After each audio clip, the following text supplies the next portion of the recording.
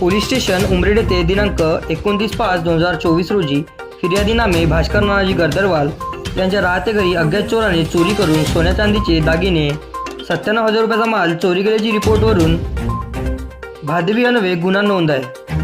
सदर गुन्ह्याच्या तपासामध्ये डीपी पथक उमरेड यांनी आपल्या ज्ञानकौशल्याचा वापर करून मुखबरीकडून चोरी करणारे आरोपी नामे सोमनाथ उर्फ गुड्डू प्रदीप खापेकर व 31 वर्ष राहणार गोळीबार चौक नागपूर हमू पोरसोडी उमरेड जिल्हा नागपूर यात ताब्यात घेऊन सखोल चौकशी केली असता याने गुन्हा कबूल केला व त्याच्या साथीदार आरोपी नामे यश मनोज निमजे व 21 वर्ष राहणार गोळीबार चौक नागपूर यांनी मिळून गुन्हा केल्याचे कबूल केले।